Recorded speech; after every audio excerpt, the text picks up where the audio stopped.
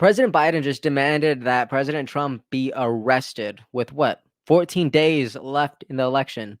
This is completely crazy. I almost couldn't believe that this happened, but it did. So we're going to check this out and talk about it a bit. Another thing we're going to talk about is Kamala Harris today is making a play for the Latino vote. She is calling Latino men and their families to vote for her. And is it working?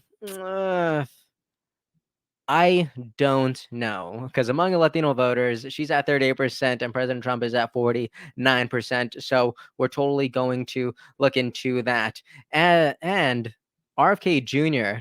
made an appearance in the conversation between Theo Vaughn and JD Vance in Theo Vaughn's podcast this past weekend. So, and RFK Jr. actually just reposted it. So we're going to go ahead and look into that. But we're going to start here with President Biden surprisingly saying that he wants to lock up President Trump. Check this out. This is a guy who also wants to replace every civil servant, every single one. Thinks he has a right under the Supreme Court ruling on immunity to be able, if need be, if it was the case, to actually physically eliminate, shoot, kill someone who is a threat to him. I mean, so I know this sounds bizarre. It sounds like if I said this 5 years ago, you'd lock me up. We got to lock him up. Political lock. I'm so baffled that he says we got to lock him up, and the entire crowd erupts in applause. What is this? If it was President Trump saying that about another candidate, all of mainstream media would have went on a field day. They would have called him unelectable. They would have said it would be a disgrace that he is a candidate. And people here, as the sitting president says this, everyone in the crowd, every audience member erupts with applause. Look at this again. Years ago, you'd lock me up. We got to lock him up. This is deranged. Are you kidding me? This is crazy. And look at this comment here. Look at this top comment. I love it. It's by Western Lensman. It says, Democrats, Trump wants to jail his political enemies. Biden says, hold my beer. They are the party of projection. They are the party of gaslighting completely. Eric Schmidt says, masks off. Ashley St. Clair, the person who published this, says, saying the quiet part out loud. Completely. This is absolutely absurd. And I have a feeling this is not going to go over well for Biden Harris. Anyways, the next thing that's happening is Kamala Harris pretty much all day today is trying to rally Latino men and Latino families to get their vote. Look at what she said in this photo of a Harris WASP policy. Kamala Harris will deliver real changes for Latino men and their families, help 2 million workers, including Latino men, get good paying jobs and get ahead in their careers by supporting new training opportunities, okay? Help Latino men and others to start and grow small businesses with no interest loans or deferred loan repayments and fully forgivable loans of up to $20,000, more than double the number of first-time Latino homeowners each year to 600,000, with $25,000 in down payment assistance for first-time homebuyers, and also expand the child tax credit for 18 million Latino children and provide $6,000 for new parents to purchase cribs, diapers, and other essentials. Okay, she goes on to say, and cover the cost of long-term home care through Medicare to help families care for aging parents and grandparents and keep them in their homes. Okay. Now, not gonna lie to you guys. Is this good? Is this appealing to Latino voters? I'm probably gonna say yes. I think this would be appealing to anyone. But in the same way that her last policy where she was trying to essentially get, black men excited to vote for her, some of these things just aren't working. Some of these things come across as desperate. And I don't know. Is it working? Look at this. Look at Kamala HQ lies. I love this account. I think that's great. But Kamala HQ Lies responds directly underneath it and says, do not buy her lies. The Latino community was wealthier under Trump. Trump brought Latino unemployment down to historic 3.9%. Check that out. And do Latinos know this? Well, according to a poll on Fox News from October 14th to the 18th, Latino voters chose Harris 38% of the time and chose Trump 49% of the time.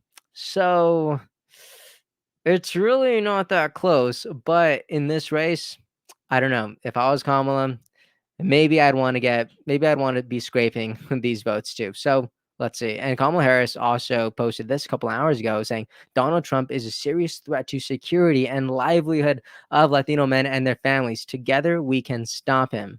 Check this out. She says, Donald Trump doesn't care about Latino men or their families. When he was president, thousands of Latinos lost their jobs, with unemployment spiking to 17% for Latinos. I wonder if she's talking about COVID, because that'd be crazy. She probably is. I wouldn't be surprised. Violent crime and murder spiked by a record amount in Latino communities. Over 350,000 Latino children lost health insurance, okay?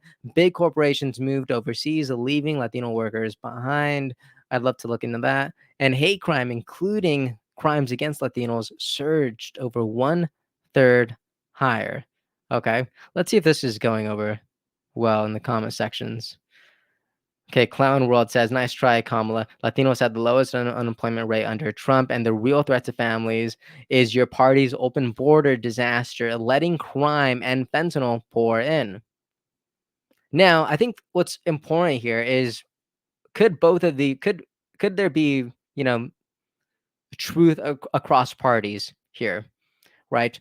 How much of this is just for political engagement in order to grab some votes? If you ask me, with days until the election, I would say this probably isn't the most sincere effort. If Kamala Harris really cared about, the Latino population, which is what the majority minority in this country, I would say that it probably would have been a deeper focal point if she was actually interested in doing these things. That's just me.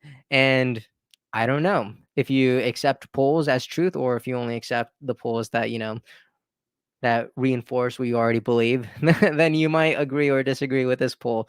But I don't know. I'm kind of as someone who's part of this community, I think there's a lot of truth here. Okay, I talk to a lot of people, I get a general census, and this is, from California. I would say that there is a lot of truth in this poll coming from my perspective. But if there's any other Latinos who watch these videos, please let me know what your experience is like in your communities. How do people feel about both of these candidates there? I'd love to know, actually. Please let me know. I'm definitely going to be looking out for those comments today. And check this out. I love this by Eric and Daughterly. I hope I'm pronouncing that right. I'm really bad with names, but checks out. This Latino woman perfectly explains why Trump is surging among Hispanics. I'm really excited about this video. I really really liked it the first time I watched it. Check this out. It was such an honor to work for you at the White House all 4 years. And I got a front row seat of how much you cared about the Latino community and you delivered results and you didn't pander to us. You gave us opportunity, and that's what we want. We want the American dream. My mother was born in Mexico. My dad was born in Brooklyn with very humble means, and they worked very hard and achieved the American dream. So that's how what other country could a little girl from East LA make it to the White House to work for President Trump? And I love how this woman's response is, I love how you didn't pander. You just gave us opportunities. That's what we want. And I think a great conversation is these things that we saw from Kamala Harris's campaign today. Is this pandering? Is this trying to get a vote from in somewhat of an disingenuous way? Or is this actually, thoughtful to you? Does this actually communicate that this is caring. I don't know. That's going to be up to you. Okay. I could give my perspective, but at the end of the day, how genuine this comes across is totally dependent on you. But I do think this woman made a really, really interesting point saying that President Trump just gave them opportunities. This wasn't a handout. This was just about making sure that these opportunities aren't restricted. And I don't know about you, but sounds pretty good. I like that. And now Kamala Harris's campaign has been, you guys know that there's been some sort of struggle. And I love this moment that I saw. I saw this reshared from Megyn Kelly, and she said, I almost feel sorry for her campaign staff. Almost. And it's this clip from David Sachs. I remember whenever I watched this, I was fairly confused because the way that Kamala Harris was speaking, it was just kind of hard to track. Now, check this out. If I can just speak to what people are feeling. We cannot despair.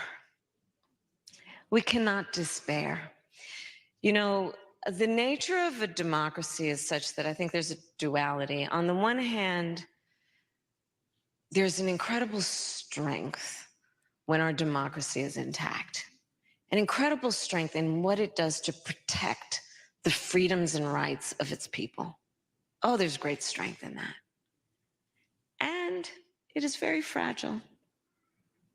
It is only as strong as our willingness to fight for it. And so that's the moment we're in. And I say do not despair, because in a democracy, as long as we can keep it in our democracy, the people, every individual has the power to make a decision about what this will be. And so let's not feel powerless. Let's not let and I get it, overwhelming nature of this all make us feel powerless, because then we have been defeated. And this is so weird. I feel like she's going like all over the place. I'm sorry. I'm gonna play the rest of it. This is halfway through, and I'm listening to this, and I'm like, okay, so despair, powerless, but we're also strong, but we're kind of weak. But when we're together, it's just like I don't even know if she knows what she's trying to say here. Jeez. I'm gonna play the rest, but look at this comment here. It's one of the top comments. He says, "Imagine trying to keep a straight face while listening to this." Another person said, "All the clapping is because she finally stopped talking." That is okay. Let's keep going. And that's not our character as the American people. We are not one to be defeated. We rise to a moment, and we stand on broad shoulders of people who have fought this fight before for our country. And in many ways, let us look at the challenge then that we are being presented and not be overwhelmed by it. The baton is now in our hands to fight for, not against, but for this country we love. That's what we have the power to do. So let's own that. Dare I say, be joyful in what we will do in the process of owning that, which is knowing that we can and will build community and coalitions and remind people that we're all in this together. Let's not let the overwhelming nature of this strip us of our strength. That's how I feel about this. Okay, now I don't want to dog on her too much, but I will say this. I think the general, structure of what she said, I actually do think there's merit to it. And as she was speaking, I was thinking about this scripture from 2 Corinthians chapter 12. And I love how Paul says, "For when I'm weak, then I am strong." Right? So it's like there is like, to her credit, there is this duality here, right? Like you could be experiencing some sense of weakness, but being aware that there is strength in that, that there is almost a community in that like whenever we're all together and we are weak, there's a strength there. So I think that's what she was trying to say, and I feel like I'm in agreement there. So I really, really need to need to say that. And I also love the beginning right here. He says, "For my power is made perfect in weakness." Right? And I just think there's a whole lot of truth there. Now, do I think that she communicated it in probably the best way? Do I think there was probably a clearer structure that she could have chose to say these things? Probably, right? But I'm thinking about just right now, I'm thinking about this scene from The Office when Michael Scott says, oh, what does he say? He says that sometimes he starts a sentence, but he never really knows where it's gonna go. I mean, I'm gonna try to bring it up. Check this out. This is how you know these videos are just, like real, unedited. Check it out. Michael Scott says, "Sometimes I'll start a sentence and I don't even know where it's going. I just hope I find it along the way." I feel like that's what we kind of saw here with Kamala Harris. But I feel like I'm the same way. Like I'm a really kind of a communicator that's more like impromptu, right? But I do think it's hard, so I do want to give Kamala Harris a lot of credit here. I give a lot of communicators a lot of credit just because it's really hard to do this.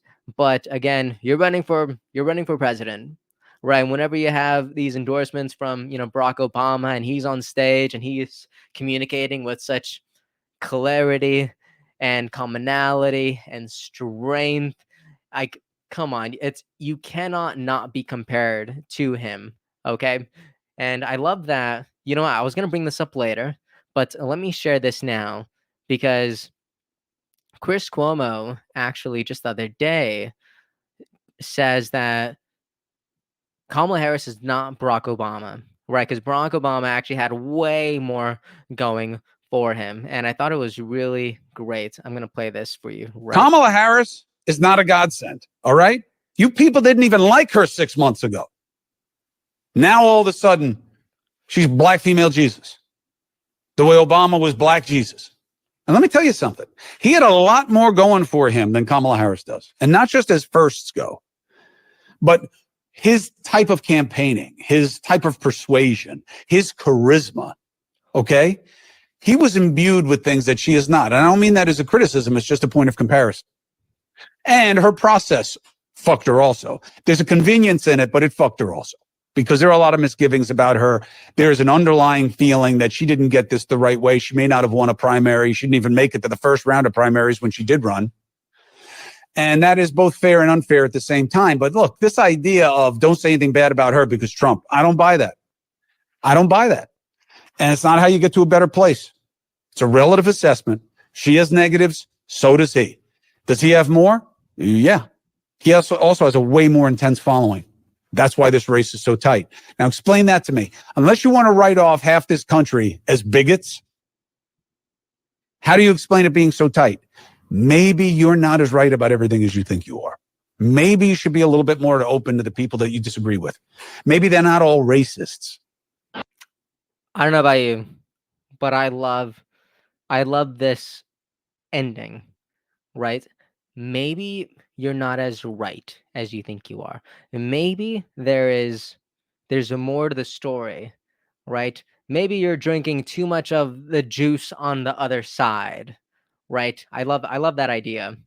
And I think a lot of what he said is true. And this is, the power of the media. This is the power of mainstream media. But again, this is why we're here, right? This is why we come together here every day and we see what's happening. And we do look at, some mainstream news occasionally, but we also look at, these independent shows, these independent creators like Theo Vaughn, who is sitting down with vice presidential candidate J.D. Vance. And I wanted to share this clip because they bring up RFK Jr. And I just think this is so funny. This is like probably the funniest podcast, or the podcast host which is Theo Vaughn. He's so hilarious. I completely agree. And you know what? This is actually something that I saw, I believe, in Pete Buttigieg. This was whenever it was like 2020, and I was of course looking at any presidential candidate that I possibly could. I was trying to absorb as much information as I can. And I remember this one moment with Pete Buttigieg, and it really just stuck. And it was whenever Pete Buttigieg was campaigning somewhere in the middle of the country, and someone asked him, like, what are you gonna do when you don't know? What are you gonna do when you don't have all the answers? And I love what he said, because he said that, listen, I cannot promise you that I'm always going to know what the right answer is, or know how to do this the most perfect way. He said, I promise you, like, I will never really know, but I can promise you this: I will surround myself with people who have the insight and the wisdom and the perspectives that will help me make the best decision possible. And I just love this idea of him saying, you know what, this is, to me, really humble. He was saying that, like, I'm not going to know, but I promise you, I will surround myself with the best people who will. And I think we're also seeing that same expression, obviously, in the Trump Vance campaign, where we see this with Tulsi, we see this with Musk, we see this with even aligning themselves with people like like like Tucker and RFK Jr. And I love it, right? This that is the team that so many people are essentially voting for. And this is the repost that RFK Jr. did. He said, thanks to JD Vance, plus Theo Vaughn, for standing up for critical thinking. He also has a little jab right here, and he says, and hey, what about that? I don't know about you, but that makes me happy seeing it. Also, I also saw this today from Anna Matson. I did not see this whenever I made my video yesterday about President Trump working at McDonald's, but I genuinely thought this was so great. Apparently, it was Kamala Harris's birthday on Sunday, and Trump said happy birthday. And he was just being so gracious and kind to her. Anna Matson wrote, since McDonald's is still trending, let's fill the feed with Trump being the kindest he has ever been and wishing Kamala a happy birthday. Check out this video. It's Kamala's birthday? She's turning 60 years old? Do you want to say anything? Yes, I would say happy birthday, Kamala. She's turning 60. Did you get her some fries? I think I'll get her some flowers. Why not the big Maybe I'll get her some fries. You're right. That might be. I'll give her some McDonald's. I'll get her a McDonald's hamburger. No, it is her birthday. It is true, right? Yes. Happy birthday, Kamala. Happy birthday. See you later. Bye. Thank you. It's Kamala's birthday? Come on. How good is that? I think this is like that's like the perfect way to wrap up this video. This is like an on the line episode, but the end is this positive politics type of experience where it just makes you happy. And I love how even to the reporters, they're like, "Did you get her some fries?" Trying to make this kind of a funny moment. And he just responds with the sweetest thing, saying, I think I'll get her some flowers. I think I'll get her some flowers. Come on. Come on. Isn't that great? Like we talk about all the time on this channel, let's make America human again, right? Let's make politics human again. And I love it. I love it. Anyways, that's going to be the video. Let me know what you thought about this in the comment section. I know we kind of we had a lot of comments. We had a lot of perspectives today. For one, Joe Biden dropped a bomb today saying that he wants to lock up President Trump. Absolutely crazy, surreal. And now we see this kind of battle for the Latino vote over here between Kamala Harris and all these initiatives, and seeing if they're landing with President Trump or if they're actually kind of falling short, because we see actual Latinos speak up at these events to say what it was actually like. And then I don't know, was this word salad? Was this word salad from Kamala Harris when she was in Royal Oak? It could have been. It could have been. But even then, were we able to extract some some goodness out of it, some value out of it. Because if you were to ask me, I would say probably yes, right? That's what I would say.